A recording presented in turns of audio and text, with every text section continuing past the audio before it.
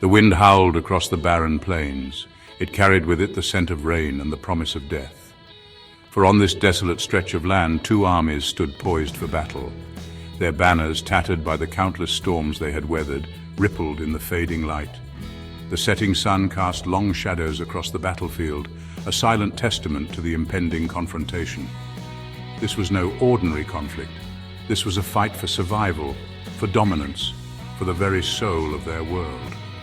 On one side stood General Kael, a towering figure clad in jet-black armor.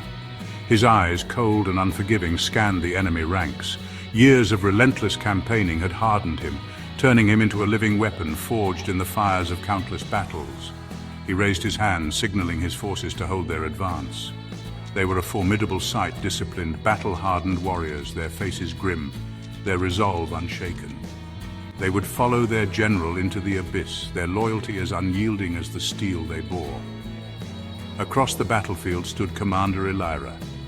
She was the embodiment of grace and ferocity, her silver armor gleaming under the twilight sky. Her expression was one of unwavering determination, her eyes burning with a fire that spoke of unwavering conviction. She surveyed her army, a diverse force united under her banner. They were rebels, freedom fighters and idealists, all drawn to her cause, her strength. Each one of them was ready to lay down their lives for the future she had promised, a future free from tyranny. The air crackled with anticipation. The only sound was the whisper of the wind and the soft clinking of armor. Both armies held their breath, knowing that soon the silence would be shattered by the deafening roar of battle. Lives would be lost, destinies would be decided, and when the dust settled, only one army would remain standing. The battlefield stretched before them, a desolate expanse of scarred earth and scattered debris. The remnants of war lay scattered, a grim testament to the ferocity of the conflict that had raged here.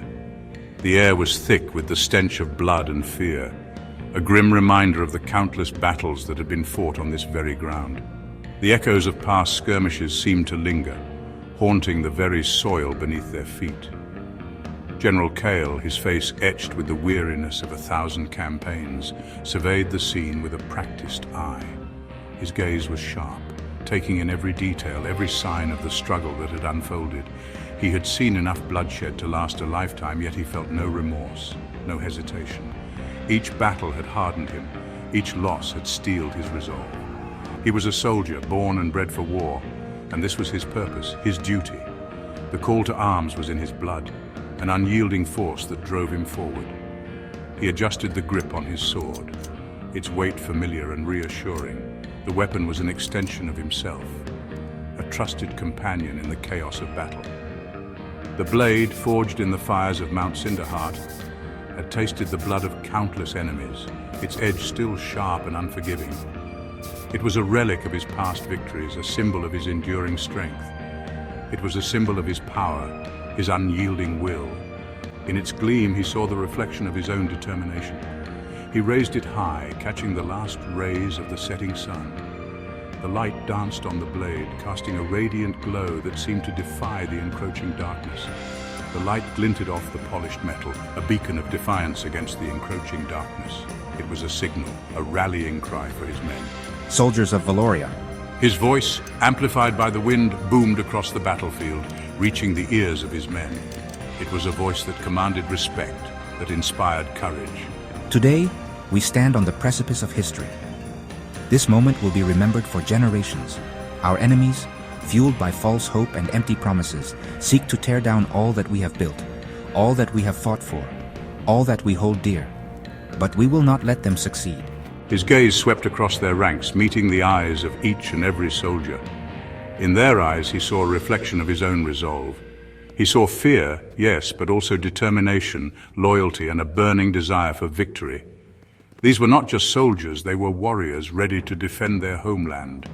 These were his men, his brothers in arms, and he would not fail them. Together they had faced countless trials, and together they would face this one. They come to our home, seeking to impose their will upon us.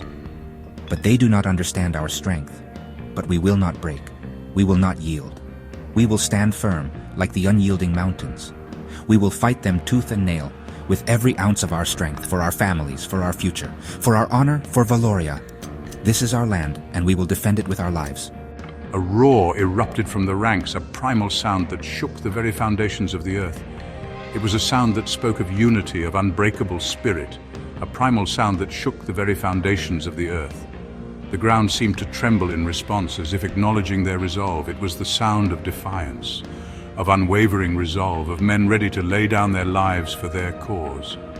Cale smiled grimly, knowing that this was the moment they had all been preparing for. This was his army, forged in the fires of countless battles, their spirit unbroken.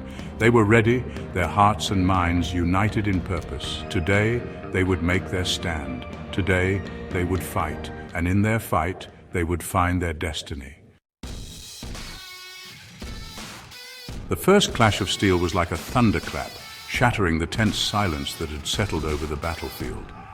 The air seemed to vibrate with the intensity of the collision, a prelude to the chaos that was about to unfold. With a roar that seemed to split the heavens, the two armies surged towards each other, a maelstrom of flashing blades and desperate cries. The ground beneath them shook as if the earth itself was recoiling from the violence.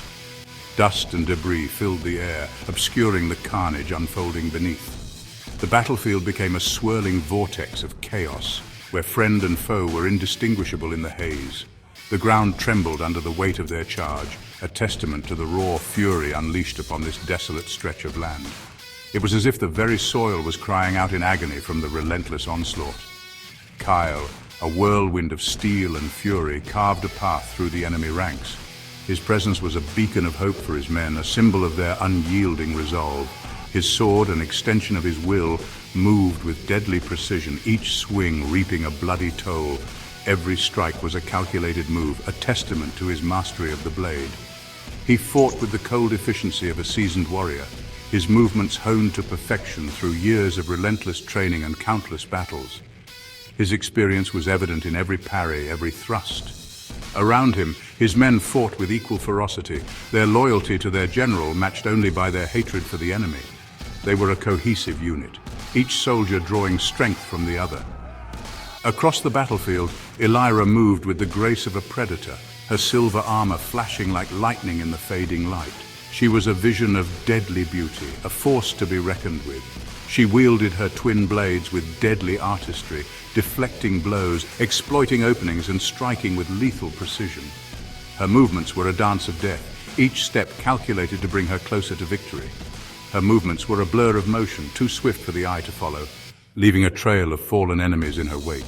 She was a whirlwind of destruction, unstoppable and relentless. The battle raged, a chaotic dance of death and defiance. Each clash of steel was a testament to the warriors' determination, their refusal to yield. The air was thick with the stench of blood and sweat, the ground slick with gore. It was a gruesome tableau, a stark reminder of the cost of war. The cries of the wounded mingled with the clash of steel, creating a symphony of violence that echoed across the barren plains. It was a haunting melody, one that would linger in the minds of those who survived. Each side fought with the desperation of those who knew that defeat meant not only their own demise, but the fall of everything they held dear. Their resolve was unbreakable, their spirit indomitable. But even as the battle reached its zenith, a sense of unease began to creep through the ranks of Cale's army. They could feel the tide turning, the momentum shifting in favor of their adversaries. They had expected a swift victory, a decisive blow that would crush the rebellion before it could truly begin. But the reality of the situation was far more complex and daunting. Yet Elira's forces, though outnumbered, fought with an unyielding ferocity that belied their disadvantage. Their courage and tenacity were a testament to their unwavering belief in their cause. They fought not just with strength, but with a burning conviction that seemed to bolster their defenses and lend weight to their blows. It was this indomitable spirit that made them a formidable foe, one that would not be easily vanquished. The clash of steel was more than just a physical confrontation. It was a clash of ideologies, of two opposing visions for the future, each believing their path was the righteous one.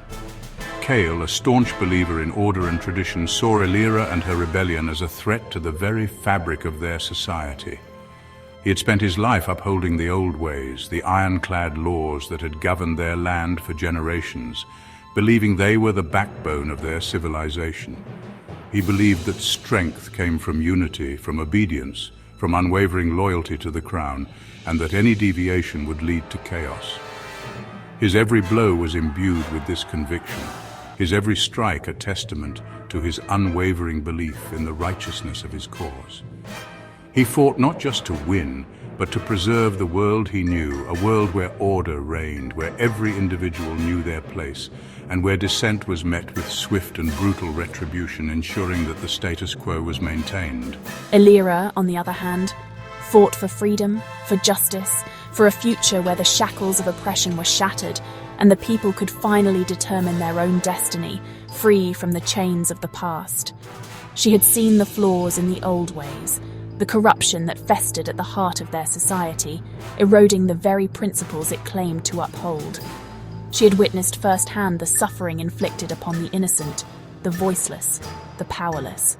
Her every move was a testament to her unwavering belief in the inherent dignity of every individual, her every strike a blow against the tyranny that had held their people captive for far too long.